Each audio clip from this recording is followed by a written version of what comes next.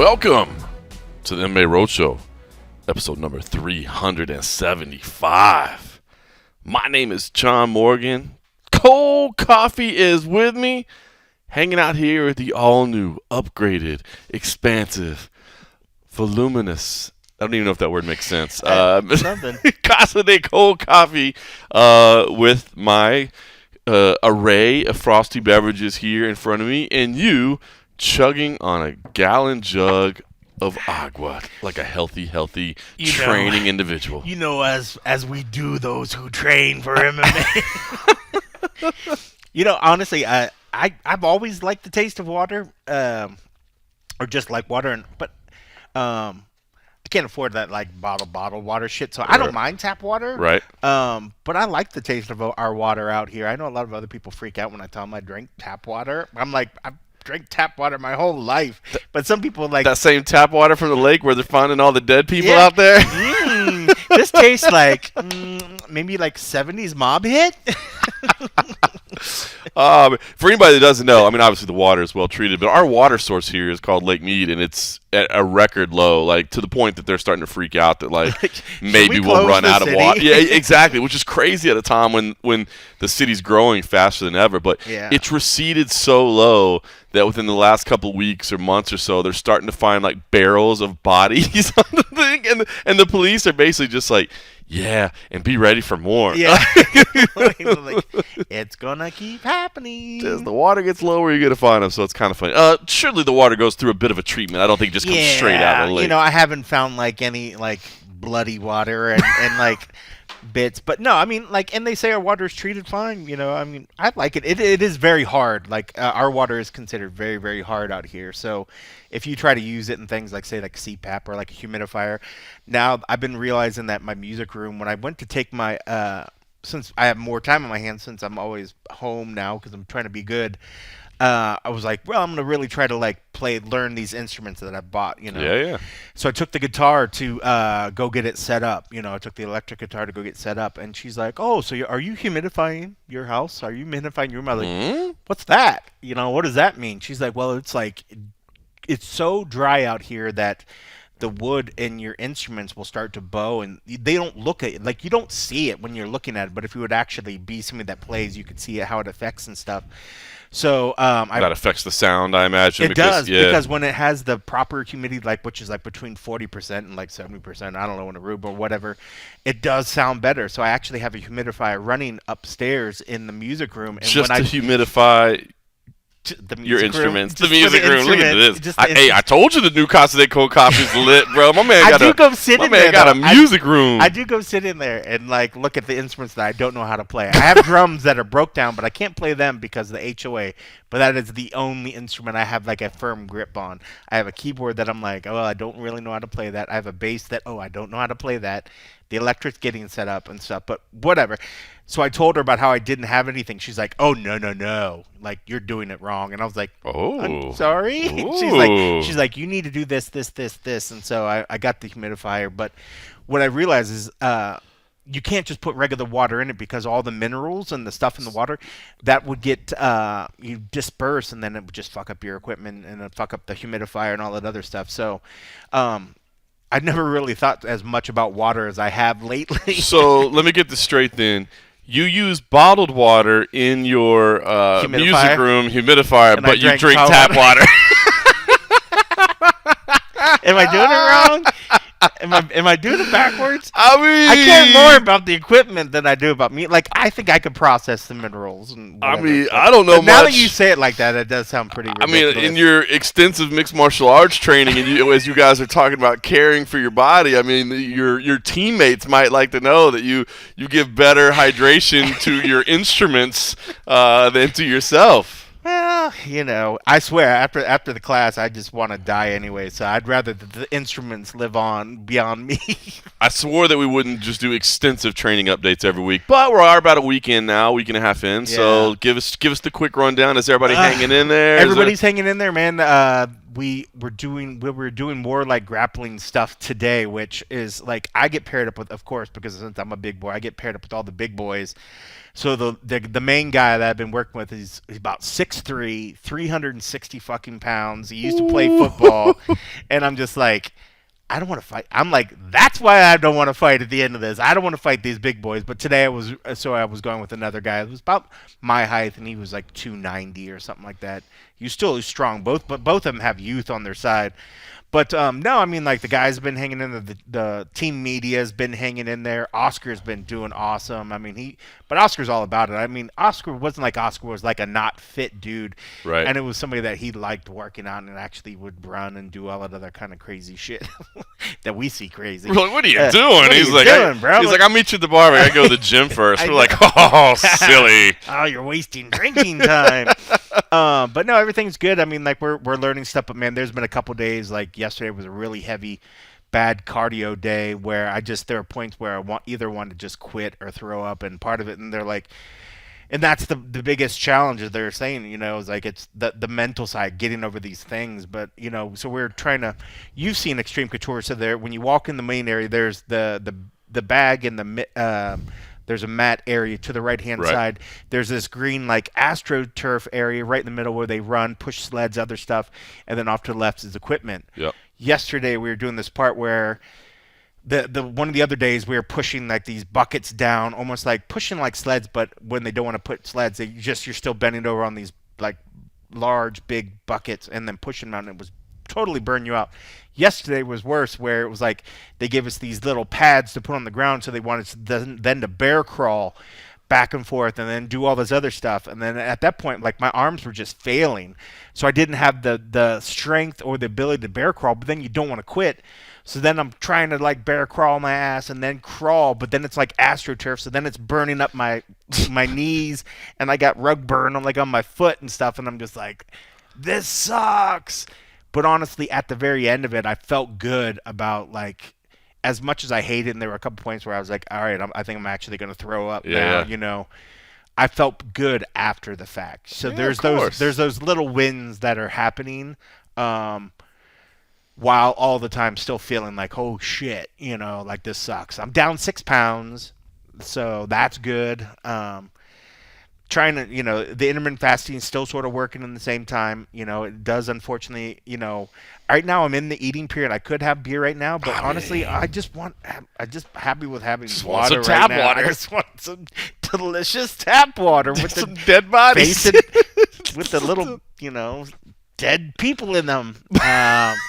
But we're starting to get to the point where I think we have started learning some techniques when it comes to striking. And I think sparring, even though technically in the program is not supposed to happen for like another 4 weeks, right?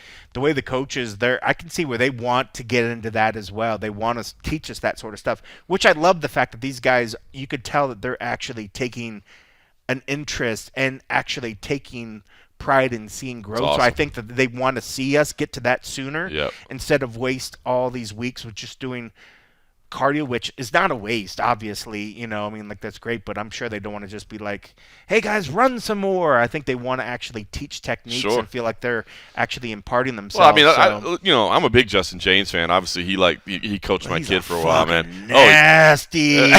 He's nasty when it comes to like running. He's the one that I hear is like, it's just a warm-up, guys. I'm like, as we're dying, he's like, come on, it's just a warm-up. You got this. And I'm just like, I hate you. He was like burning Justin. Us out, man. No, but I appreciate what those guys are doing. But yeah, I mean, it's good so far, but I'd be lying if there weren't days where I was just like, can I come up with an excuse to not go today? I just have not allowed myself to do that. Good for you, man. So good for you. It's getting there, but it's a work in progress, man. But I still feel there's so much to go. But it feels good so far. I'm starting to feel a little nagging things, but I think that's partially just from non-use, but also I there's days I'm like, I feel every bit my age seeing these young kids in there, and I'm just probably sleeping better than you have in years, though. I've been sleeping like a baby. I bet. Like a baby. When it goes out, it's done. I'm gone. But it's been good, man. It's been good. That's awesome, man. Well, keep up the good work. Keep up the good work, man. I'm proud of you for doing that. Meanwhile, I'm not gonna lie, I'm also a little bit exhausted this week, but not because I've been working out, unfortunately. But I just had a crazy week last week, man. It was such a cool weekend, man. Obviously this past weekend flew out to Philadelphia and got to do the back-to-back CFFC shows, which was great. Yeah. Worked with Dean Thomas, which was awesome. I mean, that guy is a blast. You know what I mean? Like, I've known him for years, but never had a chance to work with him. Just always kind of would chat in a hotel lobby or in an airport or whatever. So I actually got a chance to work with them, and he got a chance to see the CFFC culture, which is cool, man. There's just a lot of really cool people there. And he was like, man, I love it here, dude. I was like, I know, you'll be fighting for Punk's job, man, now that he's gone. But he was great. For anybody that didn't get a chance to watch it, CFFC 109, we did that on Friday night. At the very least, I'd recommend you go check out the main event. There's this kid named Manuel Sosa who looks like an absolute monster, man. He's 24 years old. He's 9-0 with 9 finishes. Has finished every single fight in the first or second round. Got another one done this week. And the kid, I gotta think he ends up on Contender Series. If not, I mean, maybe they just bring him straight in for a fight, man. Bring him straight in. You never know. Kid's a beast, man. I'm really, to be honest with you, this is the second time he's fought for CFFC. I thought after the first one, he's very much, he's in great shape. You can see it. I mean, he's young. He's 24. He's aggressive with his striking, but he's got great grappling as well. It's just there's no place to rest. You know what I mean? He stays aggressive both with his striking and with his submission abilities. And man, and here's the other thing that I thought was really impressive about this kid as you look at him. I mean, I've seen him fight twice now, but you look at his opponent's records. And I will say a big part of it was made up by one opponent, but he's 9-0. And coming into this week, I didn't add in this week's records, but coming into this week, he was 8-0, and his opponent's combined records that he had fought was 44-11. So you're not talking about like cans. Now I think I want to say like one of them was like 17-3 or something. So that takes a big part of it, but that's still like 27-8 or what, you know what I mean? Like it's because you always worry about that, right? When you see somebody and they fought, if you see somebody that's 8-0, but they kind of got that boxing model where it's like, well, that guy was 0-10 and that guy was 1-12. Like, what do we really know about you? But the kid looks like the real deal. So if you haven't seen the main event, definitely go recommend you check out the main event. It was a replacement main event, but it turned out to be a really good one. And then Saturday night was Fury Grappling 4, another one of these fun grappling events. Man, I really, really love doing these grappling events. And the fact that we get to use UFC talent is awesome. Sean Brady in the main event tapped out Ben Saunders, and it was a 185-pound fight, so Sean didn't have to cut all the way down to 170. And Ben said afterwards, he's like, that dude is the strongest dude. Like, he's like insanely strong. So everybody talks about like just how strong Sean Brady is, and he got the submission, looked good. And Sean, was talking to Sean throughout the week about kind of what's next, because he's waiting on a fight right now. Dude, he's calling out all the big names, man. He's ready for some big fights, man. So hopefully he gets something booked real soon. I think he fought? It's been a while, so he's waiting to be booked. So he had, after the Chiesa fight, you remember after the Chiesa fight, he broke his nose in that fight, right? Okay. So if you'll remember the Chiesa fight, and I wrote a story about this last week, but I talked to him, and Sean Brady is the biggest fight fan in the world. Like, this dude watches every single fight, and apparently it's probably worth checking out his social media. He does like some picks, some recommendation for bets and stuff like that, but he's been on like an 80% run so far this year in 2022. Yeah, that was November 2021. I guess it hasn't been that long. It hasn't been that long, but it's been a while. So what happened was, in that Chiesa fight, he broke his nose in the first punch of the fight, right? And so, as he was explaining to me, he's like, I can't breathe out of my nose. He's like, and the blood is just running down my throat. He's like, so I can't breathe there either. He's like, he was like, and everybody's like, oh, Sean Brady doesn't have good cardio. He's like, bro, I have great cardio. He's like, but I can't breathe, and so it was wearing me out. And so he had some surgery to repair his nose. I guess he's broken it a couple times, so he got everything fixed there. Had to take some time off for that. And he's ready, man. He's wanting a big name. I know he was talking about maybe Bilal Muhammad. He was talking about Wonder Boy, and he's not a big talker. Sean Brady is not a big talker. He's a respectful dude, but he did say something about Wonder Boy. He's like, well, I know Wonder Boy just wants to fight like strikers and stuff, but bro, you're in the top 10, man. You got to fight whoever you got to fight, man. I don't think you get to say yes and no to certain individuals or whatever. So, he's. People have been doing that for a long time, though. They had, but his thing was, but I like it because Sean's not a big talker, and he was just like, dude, if you're there, like, give up your spot if you're not going to fight anybody. You know what I mean? But you are right. People have been picking fights for a long time, so he's waiting to get booked for something big. But that was good. But the big news of the night, man, the craziness of the night, man, the CFFC president, Brad Boland, took on Clay Guida in the co-main event, right? It was supposed to be Clay Guida versus Alex Casares, so I was super excited about that. Guida and Bruce Leroy, fan favorites, exciting fighters.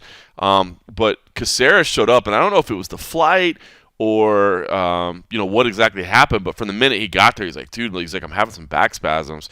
And so they tried to work with him and try to see what they could do, and finally he's just like, dude, I'm not going to be able to go. So the day of the event, Brad Boland, the president, who is a black belt, but to his it said he's probably rolled like twice this year. Like, he hasn't been training consistently. He was like, I'll take it. I'll do it. Like, I'll do it. I'll jump in there and I'll do it. And Clay, to his credit, took it. He did ask for one revision, and that was, so anytime there's a UFC fighter, you can't do heel hooks, just because, like, the UFC is basically like, look, we'll give you these guys to use, but no heel hooks because we don't want anybody ripping their knees out and being on the sideline. So that's automatically in the guidelines if you're a UFC fighter. But Clay was like, I want no leg locks at all. And Brad was like, all right. But Brad even admits, he's like, it kind of sucked because that's like the best part of my game. He was like, but he's like, I thought, I'm going to go for it anyway. And so Brad, man, to his credit, stepped in on like a couple hours notice, man. And again, that's awesome. It's just so cool to see it do it, man. And granted, it's a grappling match, not a cage fight, but nobody wants to go out there and look dumb. No, you know what I mean? No. And he went out there and looked fantastic. It was funny because there was one point where like Clay's leg was there, and like Brad kind of grabbed it and kind of like, I don't think he hesitated. I haven't even asked him about this. I think he was just kind of trying to show like, I could have got this. Like, you know what I mean? Like, it was there. I was kind of joking. I'm like, just take the DQ. Just take the DQ. But, man, it was so cool to see him. And the guy step up on, and here's the best I don't know if you try to go for a DQ with a UFC fighter. That's probably true, especially if you're the president of the promotion, right? They're like, and credit to Clay for taking it, credit to Brad for taking it. But it was a fun match. Clay did end up getting the submission late in the match. And you could see it visibly. About 4 minutes in, it was an 8-minute match. About 4 minutes in, you could see, like, oh, Brad's energy's gone. Like, yeah, he's done. Now he's in survival mode. I can only imagine not being prepared to go into something like that. Like, and it's Clay Guida. Yeah. Not like it's just some ridiculous. dude. It's Clay Guida who, like, probably did an 8-minute grappling match in the warm-up room just as a, just to get warm. So it was cool, man. It was just so cool to see, like, and it was so cool to see the love he was receiving, but from everybody there and even online or whatever. Just like, that's dope, dude. You're the president. He said. But what was funny is, so we show up to the venue, and he's sitting at his computer because he still had like stuff to do, like work stuff to do. Like, there's. Did you know he was doing it at that point? Yeah, but it's not like we have like a big staff at CFFC to just start pushing stuff off. So he still had things that he had to do, like getting some social media stuff scheduled and getting some stuff done. And he was like, an hour and a half before the match, and he's still like knocking this stuff out. It was that's awesome. It was pretty funny. And which you like calling better? Or which feels different? I'm sure it feels. Does it feel like you have less pressure doing the grappling? So the grappling, so the MMA, I'm obviously like the MMA, like I got that down, dude. Yeah. The grappling, especially like the new like high levels, like the some of the guard variations and stuff like that. Like, I'll admit I'm not as other, but we got this guy named Jay Regabudo who's a local black belt and who calls matches like nonstop. Like, he's on like all these other platforms, so he comes in and helps us out. Is he in your ear or is he on the call? No, he's on the call. Oh, that's and so good. Oh man, it makes it like basically like me and Dean just like set up, hey, here's who's going, here's what's happening, here's what's at stake, and then Jay takes over and he's like calling everything. Good. And then if we see something we want to ask him about, like, dude, he is phenomenal on the broadcast. So I hope we have him for every grappling match, but he makes it. But I will say this. So the grappling events, the MMA is more my wheelhouse, right? Like, that's like I can understand it. I can do that. But the grappling, Rob lets me wear like a t-shirt and shorts. He's like, I want it to be. He's like, I want it to be casual. He's like, I want it to be different. So like literally, like I'm just wearing my khakis and a black t-shirt. And he's like, and if you guys want to have like a cocktail or something, like feel free. So I had a little bottle of Beam with me. I was having a little whiskey along the way. Are you talking about like one of the little fifths or? No. So what happened was, veteran savvy. I was getting some Go Puff frosty beverages delivered to my room at my hotel because I was going to be there for a couple days. Advertising for Go Puff. We like many other delivery services. Many delivery services, and they are a Sean Brady sponsor though, so I'll give them love for that. I've never heard of that one. If they want to sponsor, I think it started out on the East Coast. I think it started out on the East Coast as actually just like a tobacco delivery. That's hence the name Go Puff or whatever. Then they got into like liquor and food and all that. So they're expanding. The name like Go Puff, I would think they deliver weed. They might have delivered a little weed. I mean, you might be able to get a little something depending on your driver. But yeah. So stop by the dispensary. So I ordered my frosty beverages, and my minimum order wasn't quite high enough. But I knew I couldn't just keep ordering more beer because I was like, I'll never even be able to finish all that beer. Yeah. So I got a bottle of Jim Beam in there to get my minimum up, and then I brought that to the venue. Isn't the minimum just like $25? Not there. It was like $50. Oh shit. Yeah, it was like a $50 minimum. So I had to throw a bottle of whiskey on there. Well, yeah, I had to. I mean, you just had to meet minimums. I wouldn't have done it if it wasn't for the minimums, So I enjoyed. You swig from a bottle while you were doing the broadcast. No, I poured it over rocks. Come on, man. You brought a bottle of liquor to it. Yeah, So yeah, those are kind of fun. That's awesome. Those are kind of fun. So we did that. Which was awesome. Keurig Janess was there, the longtime owner of MixedMartialArts.com, the Underground. He came to check out the show, so got to hang out with him a little bit as well. Our buddy Cody Merrow was there as well. So, I thought I saw some social stuff from Cody. Yeah, that's Cody's cool. Starting to help us out with some social and doing a little bit of stuff here and there. So, we got some things cooking behind the scenes, but they were all there to kind of hang out a little bit and trying to get off that bottle. And you're like, no, this bottle is mine. Over here. Keep it right here. So, yeah, anytime you can show up with a bottle of whiskey at the broadcast table, you got me in. That's not too shabby. So that was fun. Back-to-back nights. I think that's what Bernie Kosar used to do when he would do some calls. And then he's no longer on the calls. Well, you got to be careful. That's the key. You got to pace yourself. Moderation. That is the point where it is moderation. So they got to do that. And then Sunday, I had been looking forward to it for a long time, but man, got a chance to go to the AEW event, All Elite Wrestling at T-Mobile with CM Punk, my family, my wife and kid. And I'll be honest, man, I was tired when I got there because I didn't sleep much the Saturday night. Flew home and was tired, but I was like, let's go from the first match. Like, let's go see it all. Wow, boy, from the very first From the very first match. I think 4:30. I think we left at like 10-something, so we were there for a while. But, bro, the T-Mobile, man, I took a picture of it. It doesn't really do it justice. But, you park in that parking spot over at, like, New York. That's where I usually park. And you come down that little escalator.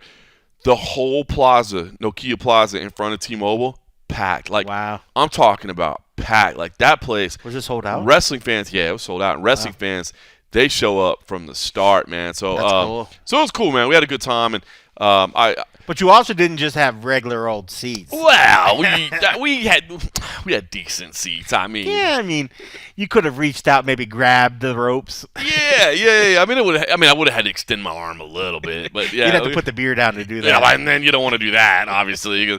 But yes, Mr. CM Punk hooked us up very nice with tickets, and but what was cool is a couple things. Number one, it was my kid's first event, and he was digging it. You know what I mean? And any parent that's here will know what that feeling is. Like when your kid's enjoying something, like when you're watching them just like because it's a big dude, it's a big show. I mean, their production's on par with UFC and even more because they got the big. When's the last time he saw a UFC event? And the last time he saw was probably an Apex show, right? Yeah. He's only been to an Apex show over the last couple of years. None that he would remember. So I wonder which he liked better. Well, he'd have to see it now when he's older. He'd have to see it now. See how he appreciates it. It's been a while, but it's very different. An Apex show from even a T-Mobile show. But it'd be interesting to see which he liked better. But they got that big in-stage setup and all that. You know what I mean? The ramp that they walk down. So he was enjoying the heck out of it. Except for the hardcore match. There was a hardcore match that was crazy. And listen. we don't talk a lot of pro wrestling on here, but I got to experience this, so I'm just gonna share a little bit of the stories. We normally don't talk training either, but hey, Good the point. world is turned upside down. Who knows? Up is down, left is right. So good matches all through the night. It was a long show, and I did see a lot of people that are like, long. I had no idea it was that long. There were a lot of people that were like hardcore wrestling fans, or even like it was too long. But it was a long show, but it was good. But like the third match from the top was this tag team match. And I was like, man, I don't know when they stopped serving beer. So I was like, I better go get 2. I was like, I'm going to go get 2 right now. Which is being very, very, like, just low-key for you. Yeah. You figure you would have got, like, what do they call them, a drink carrier that has, they got like 6 or whatever. No, I got 2. So it was like the third match from the top. And I went and got 2. By the way, the big 24-ounce beers at T-Mobile. Yeah. $17. I was just thinking about that. I was like, well, if you got 6, you'd have to like take a loan out. $17, bro. That's crazy. It's insane. So it didn't stop me from drinking, but it was just an expensive night. So I got 2. Well, I walked back to my seat, and I'm walking back to my seat, and all of a sudden I'm like I'm looking on the monitor, and there's like people fighting in the stands, I mean, wrestling, not fans, like 2 wrestlers like going at Still it. getting very physical, like this shit's legit. Yeah, oh yeah, that's the thing that my wife was saying, that my kid was saying, and obviously anybody that knows wrestling, it's like it is wrong to call it fake. Scripted is the right word, right? Because they're doing like that's some physical the shit stuff. They're doing is it's incredible, and call it fake. And it's crazy dangerous, too. I mean, like, if you do it wrong, somebody could get really, really injured. I've seen some where they're, like, balancing on the walls of the venue, running up and down. I'm like, one bad move, one slip, that guy could break a leg. And, like, that's serious. You might have called it as fake or scripted you want, but, like, there's real back injuries, neck injuries shit happening there. So I walk out there, and I'm like looking on the monitor. I'm like, are those 2 people because I'm just seeing on the TV as I'm walking, are those 2 people fighting in the crowd? I was like, that's crazy. And then I walk out there and says, I got a beer in each hand, $34 worth of beer that I definitely don't want to spill anywhere. And all of a sudden, like, I'm looking, there's like 2 people fighting over here, 2 people fighting over, I mean, everywhere. I came to my wife, and I'm like, because it was a tag team. 5-on-5. Oh, shit. And I walked up and I was like, pardon my language here, but I'm like, what the fuck is going on right now, dude? There's people everywhere. Jake Hager's involved in it, who've obviously seen him. Next thing I know, he's thrown onto some tables that just break, like right in front of us. I mean, literally right in front of us. He's laid out on the ground. But, I mean, this match is going everywhere. And it ends up having like some barbed wire, and they like take the rope down, and they're using the hook that's on the corner of the thing. I mean, it was crazy. And I will say, like, the section that we were in, the chair, like they were like throwing people into the chairs, like all the chairs were just like busted up everywhere. And the whole time I'm trying to balance these full ass beers in my hand so I don't spill them. I'm like, I'm not having a $17 beer knocked out of my hand, you know? And then my wife's like, give me one. I can help you with one of them. So I was like, thank you, honey. So she's holding one of it. Next thing I look over, she's drinking part of my beer. I'm like, hey, you said you were holding it. You said you were holding it. You almost left to go get 2 more, didn't you? Yeah, she gave me the look. She's like, But anyway, so that one, I will say my 10-year-old kid was a little bit like, what is going on? I'm like, just remember. I was like, remember, it's scripted. I'm like, you're safe. This is not, because it like, I mean, I've never been to a show like that. I know there's a lot of people that are just fans of like that style. It's chaotic as hell, dude, because it's literally like, dude. And they pay an arm and a leg to get into those seats, bro, because you become part of the show. Like I've seen it where they embrace it, but you have to be. You have to be situationally aware of what's going on, because you could turn to one side, watch one group of guys, and not realize somebody's about to slam into your railing. And they were being pretty like, so dude, there were like 2 guys were like out on the concourse, like in the crowd. Crazy. They're going, but I will, like, there was one point where one guy threw another dude into like the chairs that we were sitting in, and I did hear, like, as he was trying to set it up, he was like, move, like he was trying to let people know, like, get out of the way, like trying to give them a little spot or whatever, trying to make people aware. Because that was the only thing that concerned me. I was like, dude, what if somebody's not paying attention? You do got to pay attention. Yeah. So that one my son didn't quite love as much, but I was like, bro, we're here, we got you. Remember, it's scripted, we're having fun, it's all entertainment. That's because they're tearing down the 4th wall at that point. It's one thing to watch everything and you're able to keep yourself separated from it, but when they're actually interacting with you, and whether you want it or not, it changes the whole game. It really does. I can see. I can see where that as gets weird as that stuff somebody. is. As weird as that stuff is, I can see why people like that, because it does feel like you're feeling like part of the danger, like you're part of now you're part of the show. You know what I mean? And you're going to get on TV if you're sitting right around those seats too. Oh, 100%. People get their Did they let people bring signs and do all of that kind of stuff? Not in our section, but there were people with signs and stuff like that. Actually, it's funny. So where we were sitting, the station camera, like the hard camera, was behind us. Okay. So we weren't on TV a lot because they're addressing that stationary camera a lot.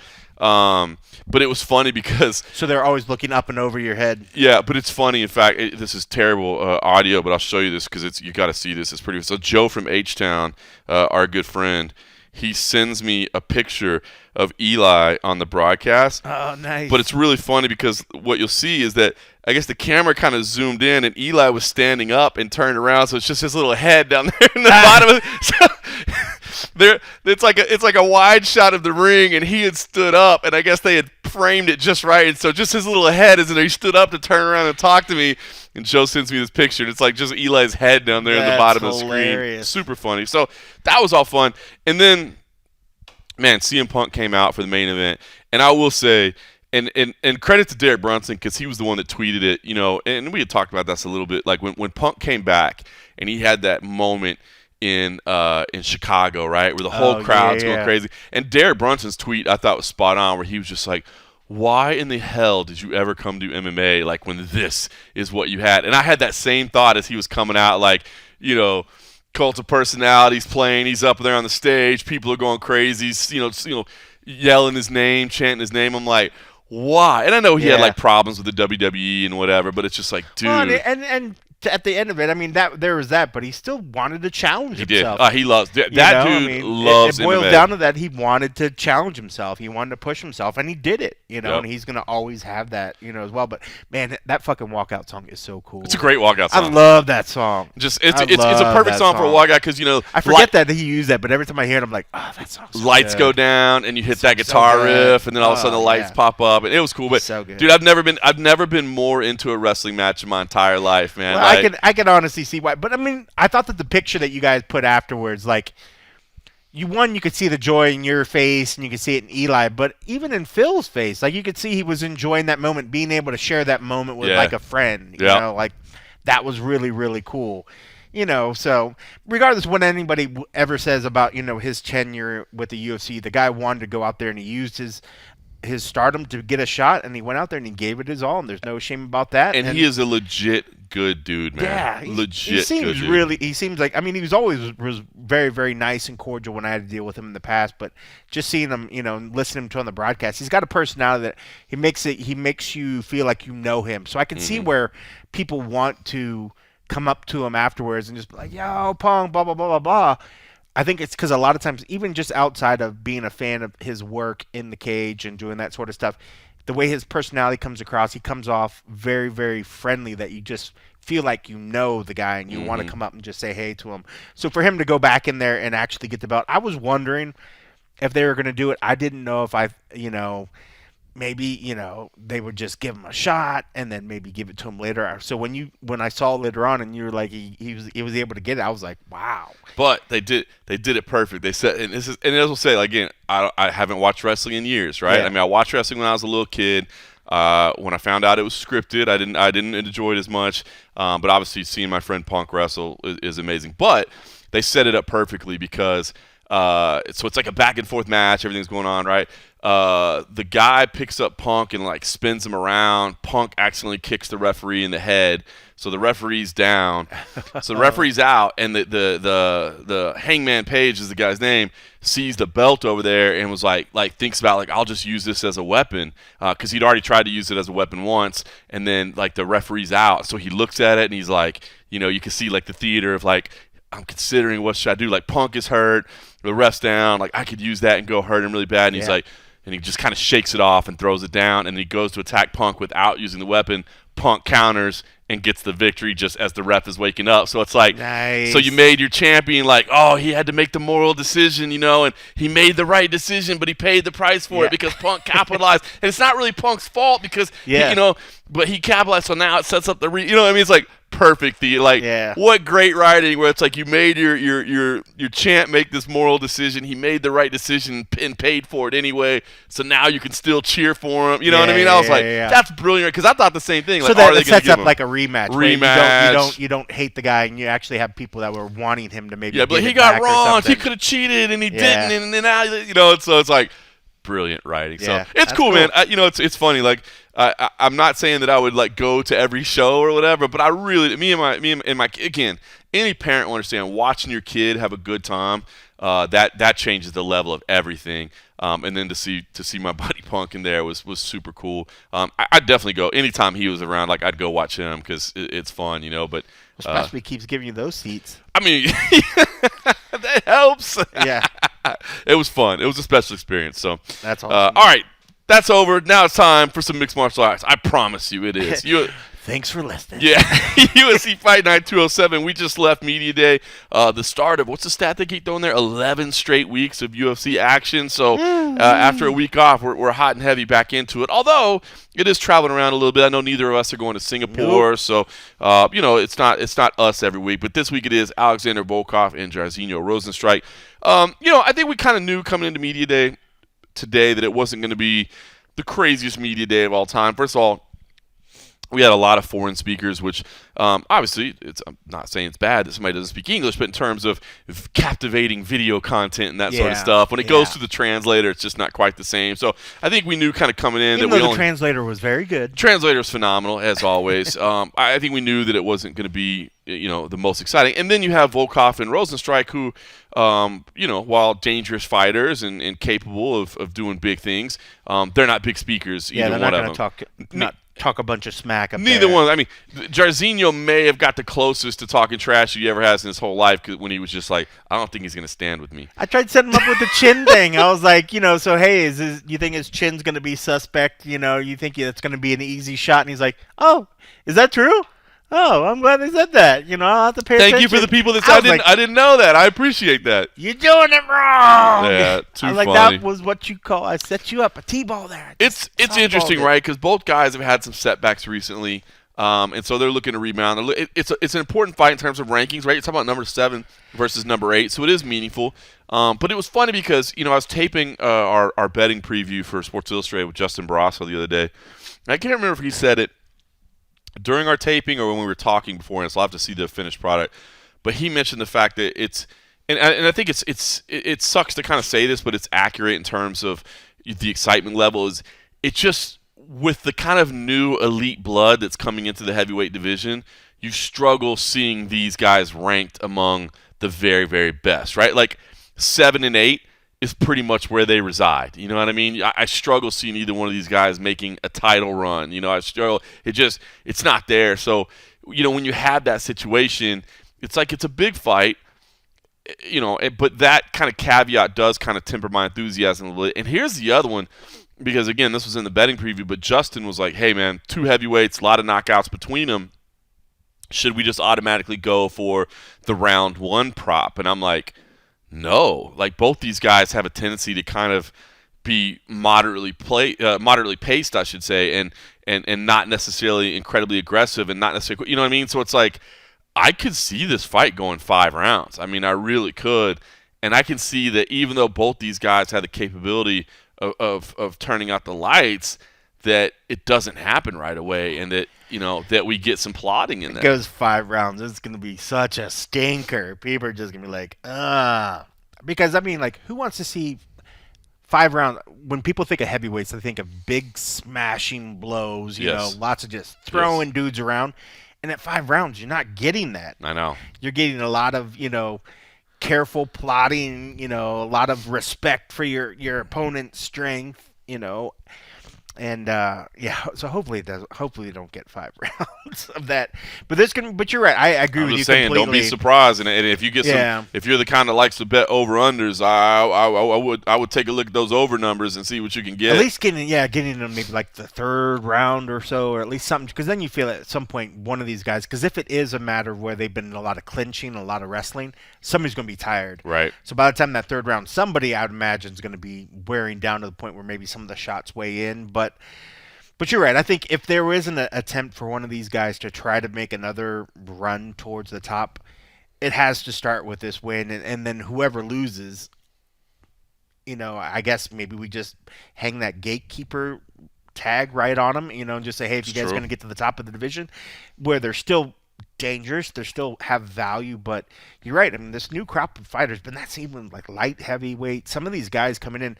Shoot, we had a guy, who was it that was there today, that was fighting. Is he fighting? He last fight like heavyweight, or is he fighting heavyweight? But then he also said he wanted to fight middleweight. Oh, that's the newcomer, Askar Movsar. Movsar, yeah. Yeah. I was like, this dude is nuts. I mean, he's coming in at light heavyweight for this one, and he's talking about being at like middleweight. And you look at his last like 2 fights were 265. Yeah.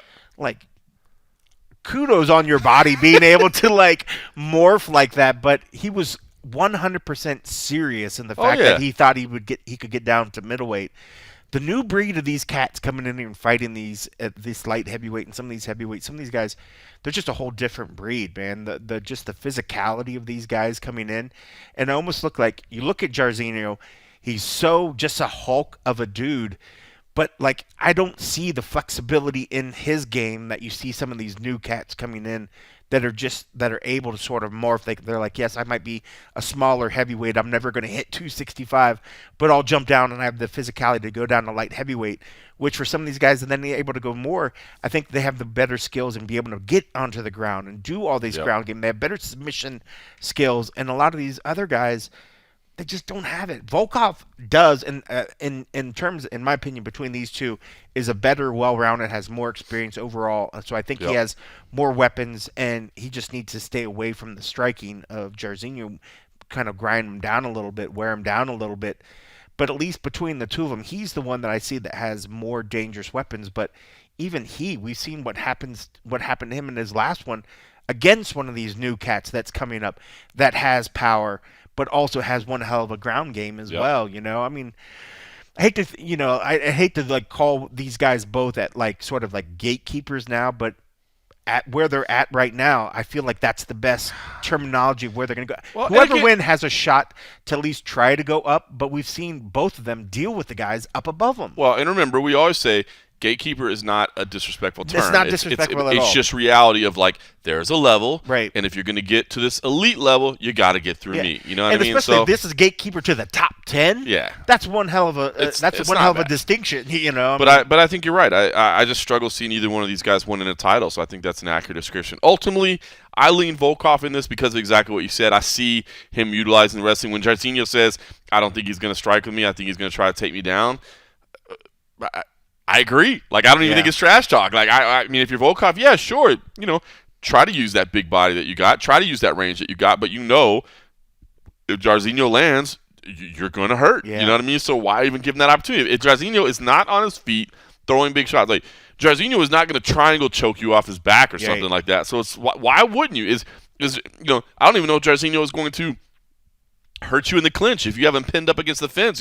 Is he really going to do damage in there? I don't think about him as like, oh, he's got those tricky little uppercuts he'll throw in there. Separates and he's throwing a nasty little elbow or something. Right? No. It's almost like he's just waiting out until the guy's arms tire down until they can separate again or something. It's very much like a Derek Lewis type thing to me, where he's like, just let me be at range, let me just land that one shot, and that's all I need. That's all it takes. How cool is that to be able to know that you'd have like that one shot power that these are the best guys in the world, and still, like, these guys have technique and power that it's just like one shot, and then it's done. I mean, you tell me, Kimbo Slice. I mean, I don't.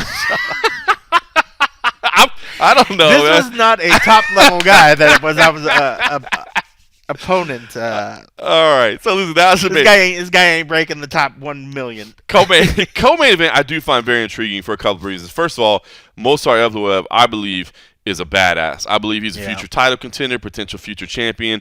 I am all about Movsar Evloev. I believe he deserves all the skill in the world. I appreciate the fact that he's learning English. He's doing his best to answer everything in English. He says, look, I win here. I think I need one more big name, and hopefully that'll be enough to give me a title shot. He says it all in English.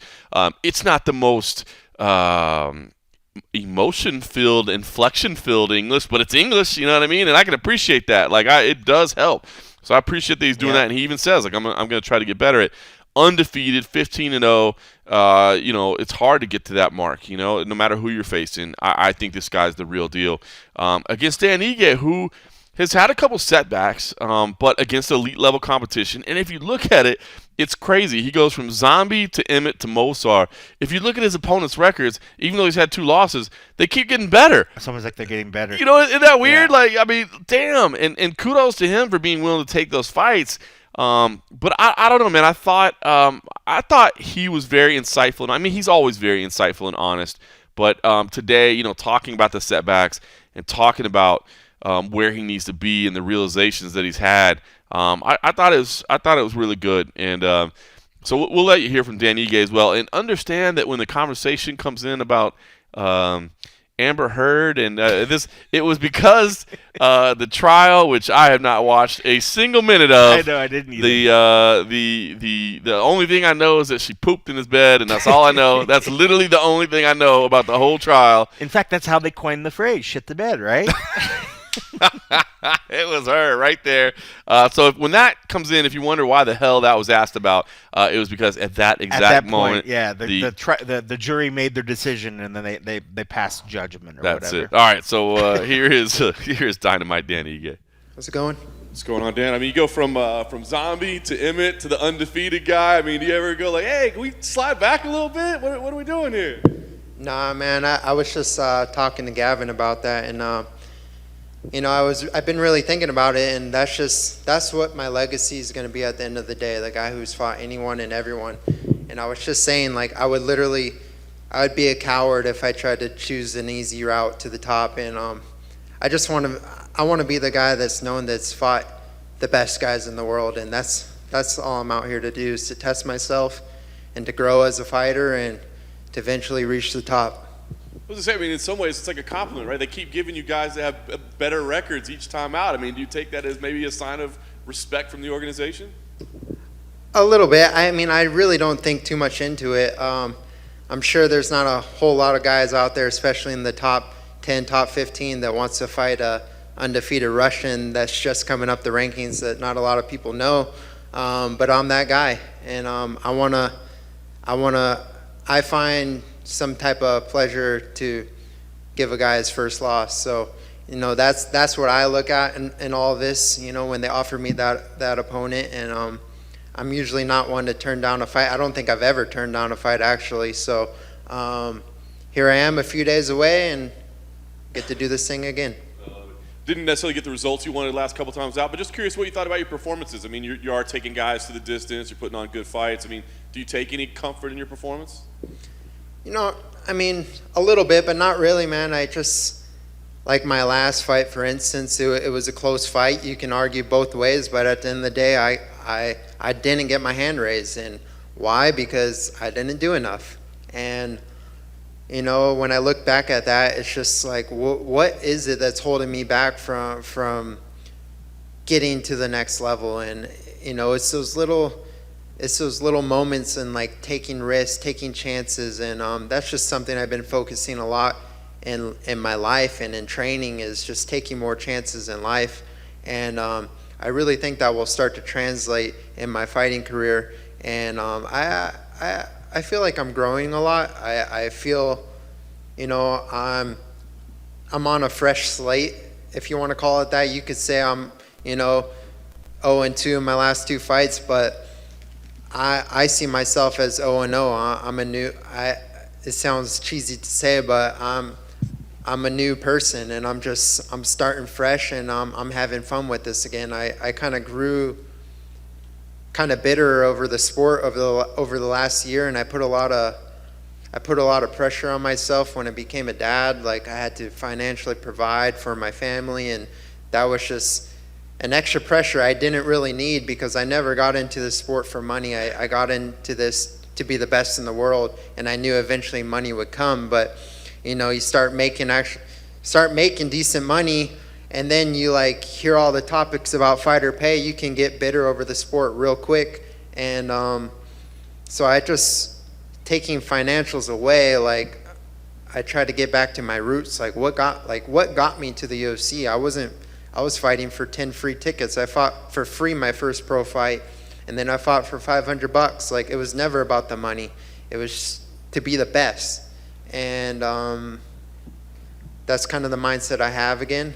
And money is nice. I can always make money because I know how to work hard. So, I'm not thinking about that. I'm just thinking about winning and having fun and going out there and performing. That's awesome. When did you reach that realization? Was it after the last fight, or? I had a little bit after the zombie fight, because that fight I was very emotional. I've never had that type of emotion like before a fight. And I think it's because going in the Gavin Tucker fight, like, I was just this, like, there was not a man that was going to beat me that night, because I had like a different kind of, even my wife was about to give birth, but I was very protective. And like, for the first time, I think just randomly at like coffee shops, like, a guy was smoking a cigarette and I like snapped on the guy. I was like, hey, my wife's pregnant. Like, but that's not who I am, but it was like my protective dad instinct. And then it's like my son actually came into the world, and it changed a whole lot of things. And I don't know, it just, like I said before, it became a financial thing. And I didn't really like take time to adapt becoming a father. I just tried to like force all these things that I think I'm supposed to do, but no one knows what to do, especially for that first child in the first year of life. But I think I'm growing, I'm adapting, and I'm just becoming a better father, better human, better person. I'm grounded, I'm connected with my family, I'm connected with God again, and I feel good. I feel enlightened, refreshed, and I'm happy. That's awesome. Talk about the preparation for this fight, I guess. Was it just like nonstop wrestling all day, every day? Kind of, man. I reached out to Sean Shelby. It's funny because after the Emmett fight, it was so close that I wanted to just almost get right back in there right away. And then after about a month, I was like, okay, I'll take a little time after I put some pounds on, and took some time off. But I had reached out to Sean in like mid-January. I was in Hawaii, and I told him I'd like to take a little time off, maybe fight in around May, June. And right in February, he offered me Movsar, and I was like, okay, that's 17 weeks. Sweet. We'll take it. But once I got the bout agreement, once I signed the bout agreement, I can't shut my mind off. So I've pretty much been going nonstop. But I've kept it fun. I went and trained different places. I did a little secret mini Russian training camp for 3 weeks, and then I went to Denver, Colorado. I kind of had the Rocky mindset that I'm fighting freaking Drago, the undefeated Drago, and here I am, Rocky. So I went to Colorado Mountains, trained with Justin Gagey for a month. I lived at his house, and then I came back to Vegas. It was my son. I couldn't miss his son's first birthday. Then I still had like 9 weeks to prepare, so I just been grinding here, and I'm in the best shape of my life, and I don't think I could be any more prepared. Last thing for me, kind of knowing the realizations you've had, the mindset you've had. I mean, does the result of the fight matter to you, or is this more about just the performance that you go in there, you do your best, you enjoy it, you take it in? Is that enough?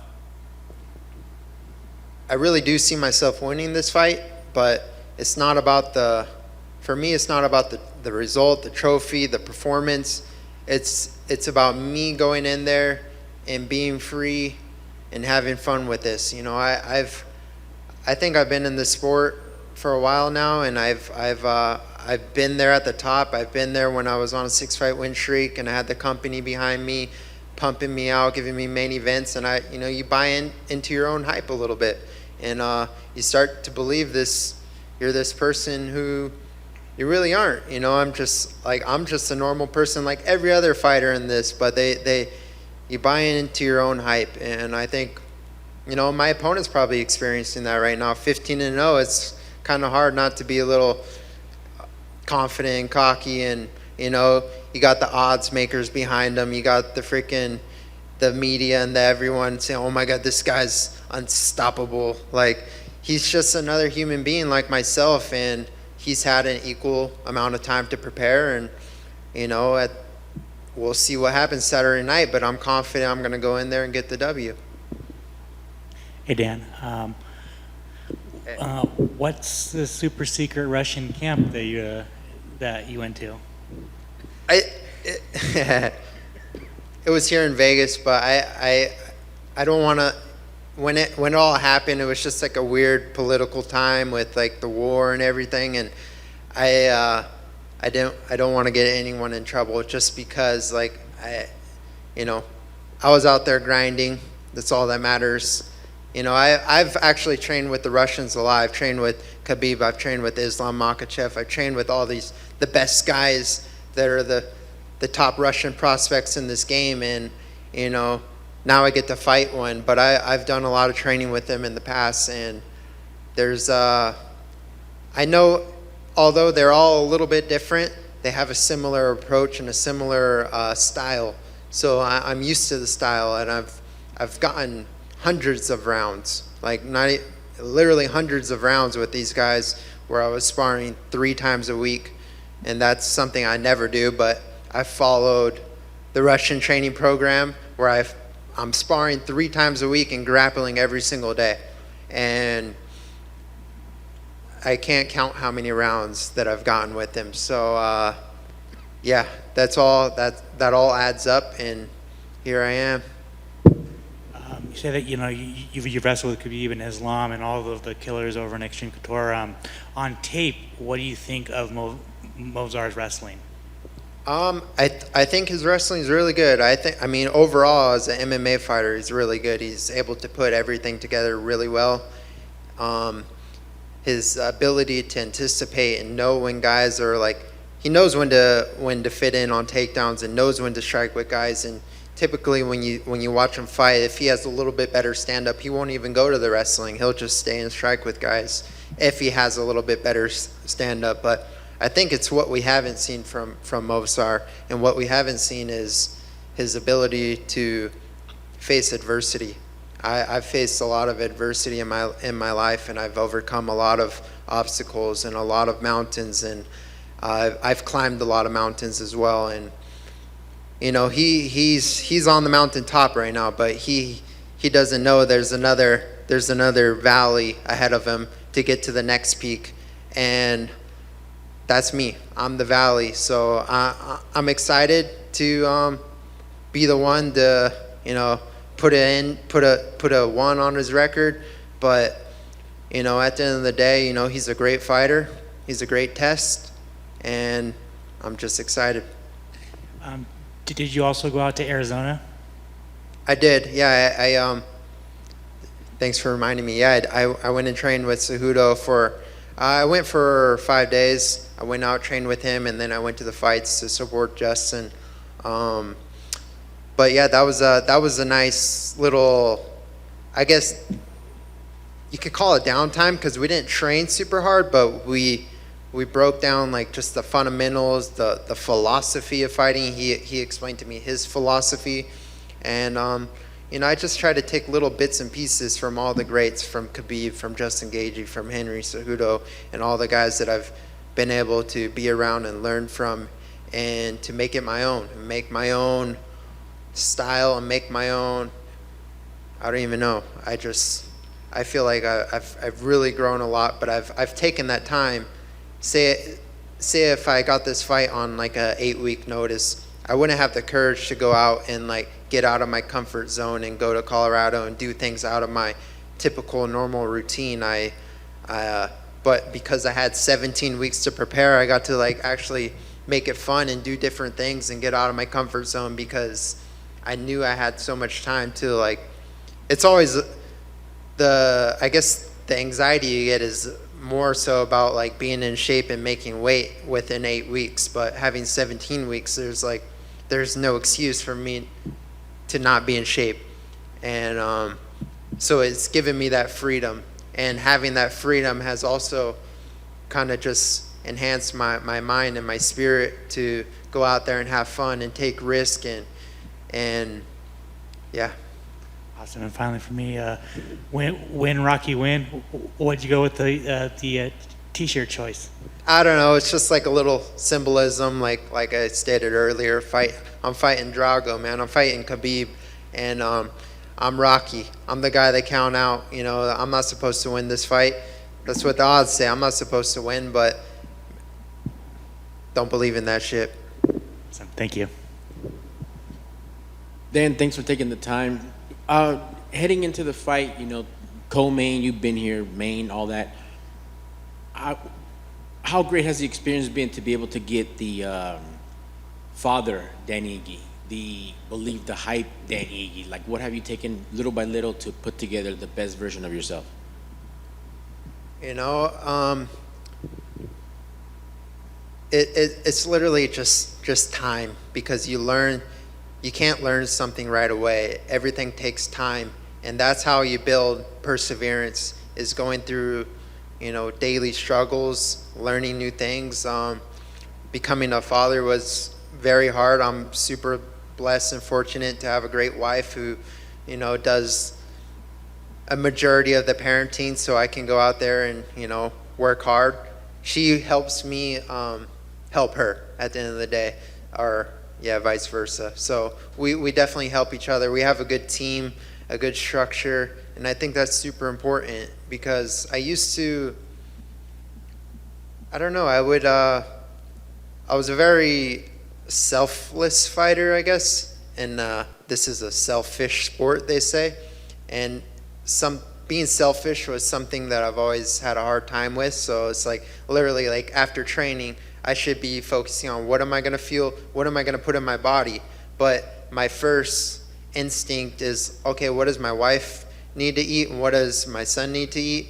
And then I'll just eat whatever they eat. But it's like, this is something you grow, like in a marriage, grow as a team. And we had this conversation probably right before fight camp. I was like, hey, let's just like talk about this now. And so there's no like expectations, like, either I'm going to fend for myself for every meal to make sure I'm fueled, or you're going to make me every meal. And she's like, okay, you fend for yourself.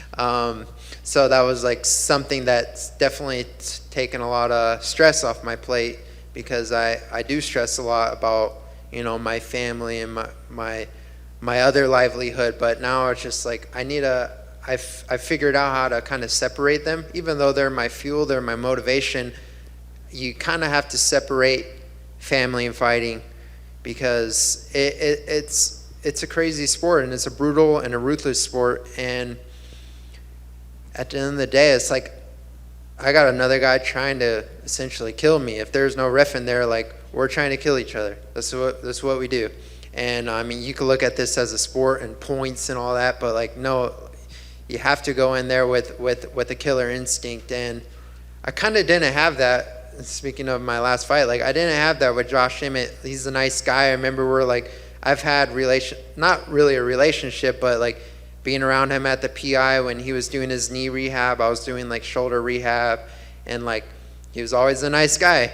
And then we're at the weigh-ins, literally about to walk out on stage. It was like me, my coach Eric, Josh, and Joey, his coach, and we're just chatting the whole way, all the way up till we face off. And something in me like didn't really want to hurt him, because I was talking to Justin Gage after the fight, and he's like, did you want to kill him the whole time?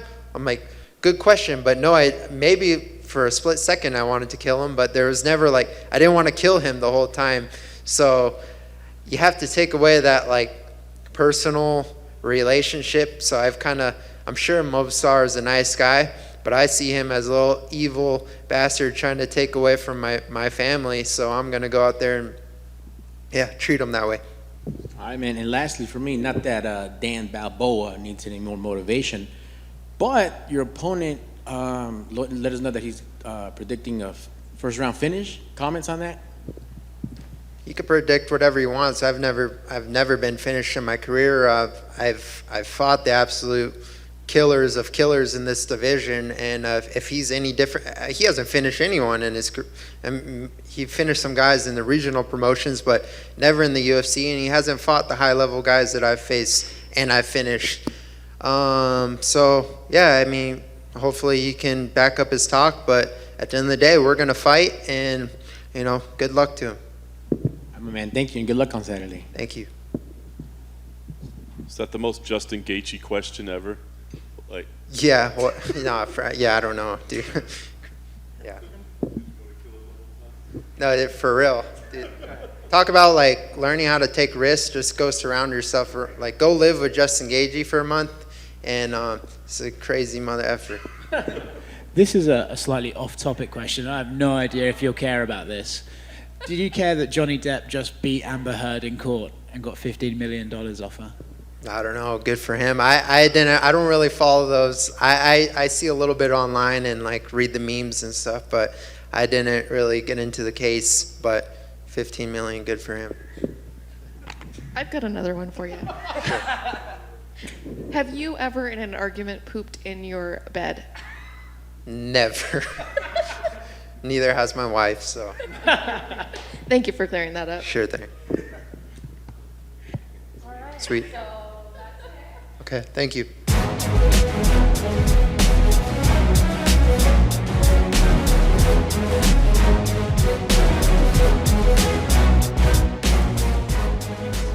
all right, so Dan Ige, keeping it real as always. And by the way, I love that quote from Justin Gaethje as well. I just thought that was amazing. He's like, can you imagine a more Justin Gaethje thing to say? Like, did you want to kill him the whole time? Because if you didn't, you got to go in there wanting to kill him the whole time. I'm like, that's just Justin Gaethje being 100% honest. That's just him. That's Justin Gaethje at 6 a.m. probably. Yeah, that's so He's true. Like, I wake up ready to kill somebody. I love it, man. So listen, a tough assignment for Dan Ige, but I love what he says. It's look, I believe I can win this fight, and he is right about the fact that I guess if there's a silver lining or whatever, it's that Movsar hasn't been just straight finishing people. So you're gonna have to deal with pace. You're gonna have to deal with wrestling, but maybe you feel like, hey, at least I know I got some I got some opportunities to deal with it.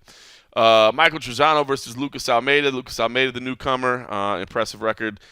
This looks like it should be fun on paper. Pollyanna Bottellio versus Karina Silva. A little Brazil on Brazil action there. Yeah. Pollyanna Bottellio definitely needs a win, and straight up said, I believe I'm fighting for my job here. So she's had a couple losses. She's had some rescheduled fights.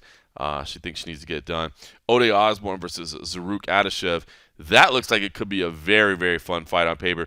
Oda Osborne, too, if you haven't checked out, again, we did have a lot of foreign language today, so maybe the scrums might not be quite as exciting, but Oda Osborne, great personality, another very honest, very insightful, very open person. And he had a great scrum and also shared some recommendations for some Jamaican food.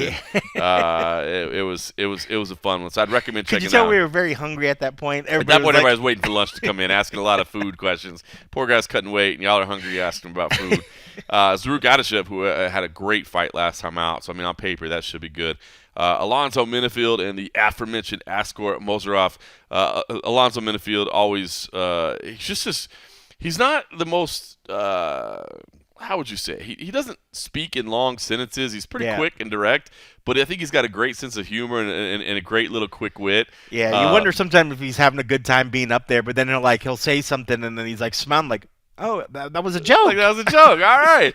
So if you're not familiar with this Askar Mozarov situation, his record was changed in some of the major databases this week from I want to say it was like 29-7 to 25-11. I think is the adjustments that were made. But Sherdog actually put out this article about, really criticizing the dude about saying that him and his team have really been kind of a pain in their ass over the years of trying to get his record falsified, basically.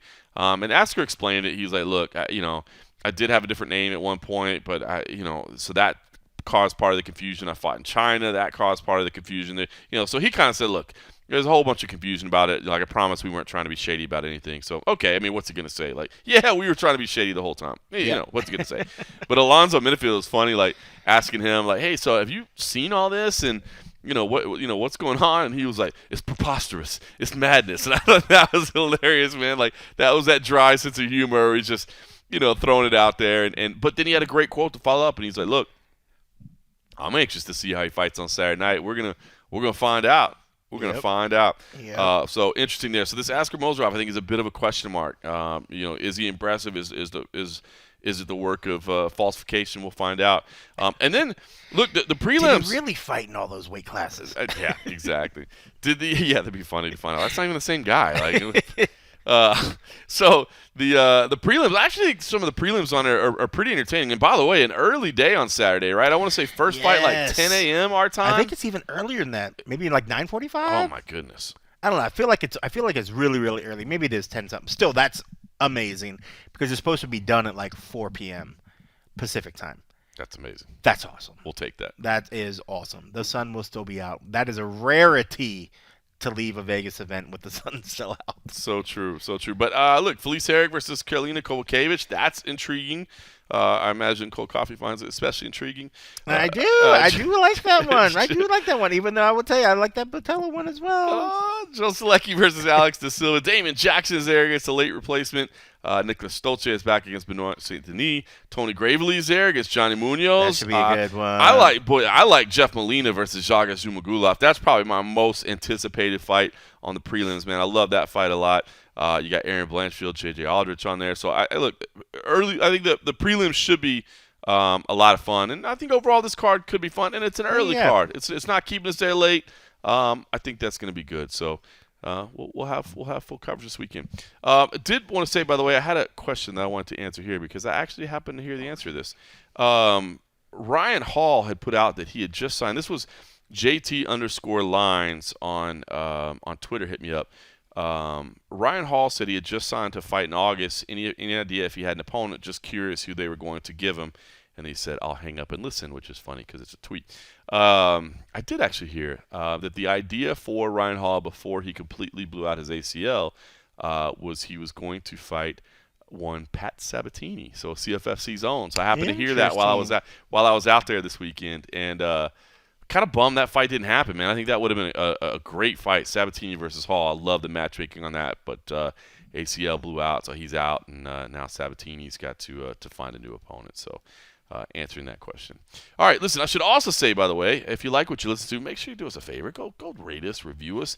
We need that. You know what I'm saying? We need to help grow the podcast if you can, and all those things help us out. And if you want to take your support to the next level, head on over to patreon.com/the MMA Roadshow for as little as $3 a month.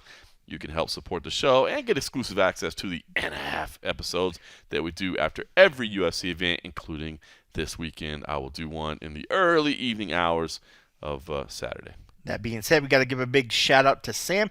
I want to say, now that I read his last name, it's spelled Octigan. At first, when I read it, I was like, oh, Octagon. I was like, or is he trying to be Sam Octagon? I think so. I think he is as well, and I didn't get that at first. I would have said something when I said my little welcome message, but welcome to the family, Sam. We appreciate you, brother.